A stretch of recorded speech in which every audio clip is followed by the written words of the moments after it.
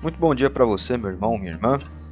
Nosso evangelho hoje está em Marcos, capítulo 9, nos versículos 30 ao 32. Pedacinho aqui bem curto, então nós vamos fazer a leitura, porque não vai nos tomar muito tempo.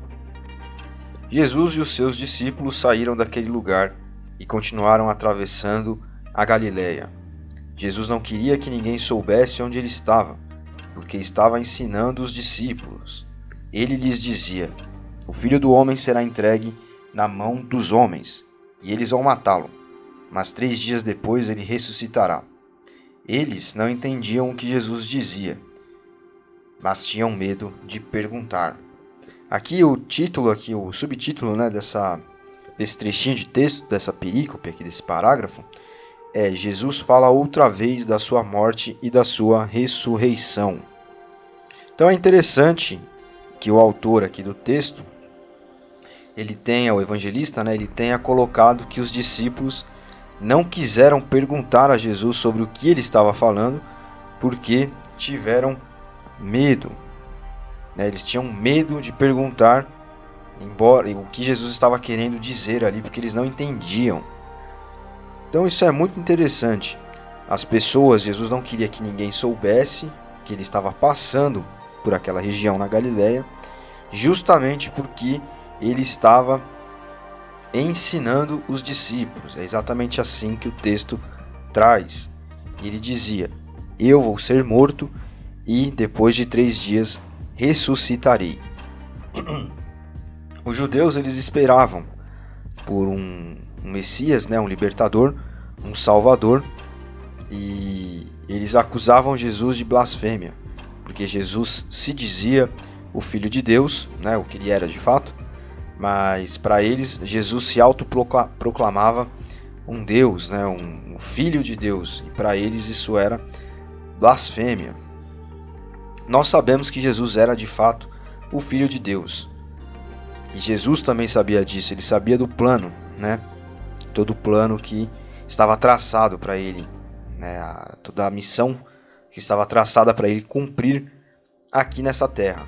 Então ele sabia que teria que morrer e teria que ressuscitar para vencer a morte e com isso poder legar, a todos a salvação, o perdão de pecados de uma vez por todas, para que se encerrassem aqueles rituais de perdão de pecados, de justificação que os judeus faziam no seu templo.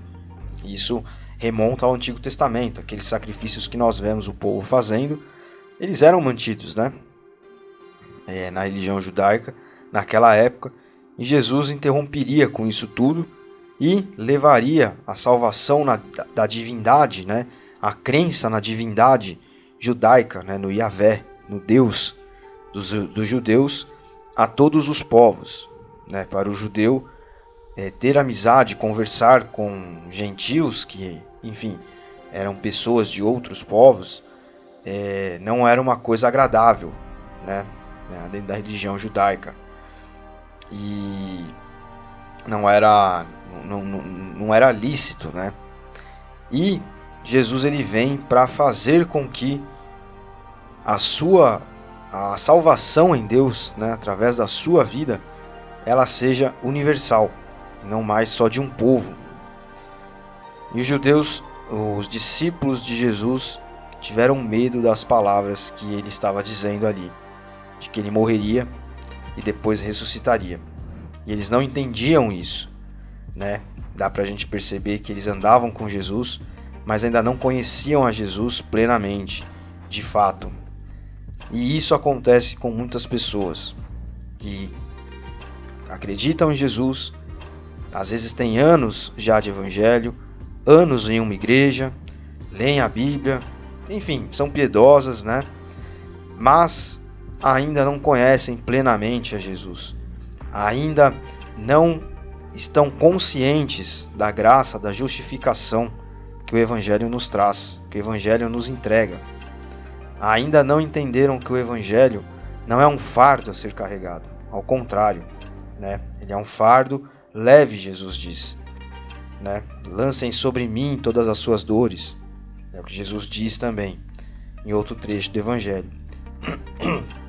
Então são pessoas que ainda estão apegadas a, enfim, seus rituais, suas formas de viverem, e acham que por viverem de determinadas formas, por terem determinadas regras, né, por seguirem determinados ritos, elas estão, enfim, agradando a Deus e por isso estão sendo salvas, né?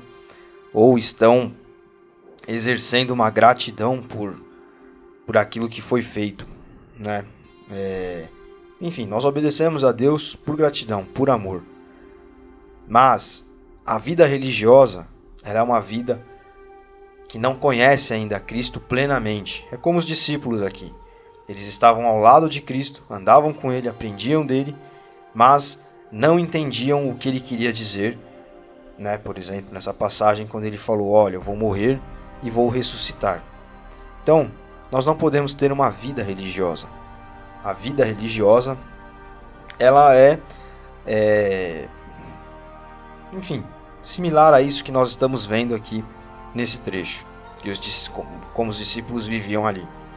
É uma vida que está às vezes muito próxima, né, muito próxima de Cristo, mas ainda não entendeu plenamente o sacrifício dele, o que isso representa. Os nossos esforços pessoais são, enfim, meros esforços religiosos. E nós tentamos às vezes agradar a Deus dessa forma e nos esquecemos de que muito mais do que o meu e o seu esforço, nosso esforço, é suficiente, né, para a salvação. A justificação é suficiente. É muito mais do que qualquer esforço.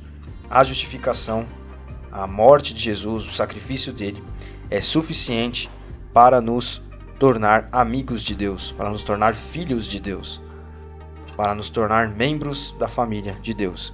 Então, que nós sempre estejamos conscientes de que a vida de religiosidade, ela é uma vida, na verdade, que não ainda conhece a Cristo plenamente. Então, que nós possamos viver aquilo que Cristo fez por nós, e não só de meras regras comportamentais, ou, enfim, um cristianismo que se resume somente a isso. Jesus é vivo e Ele está conosco, e nós devemos viver aquilo que Ele fez na cruz, e não uma vida religiosa. Deus abençoe você. Até amanhã.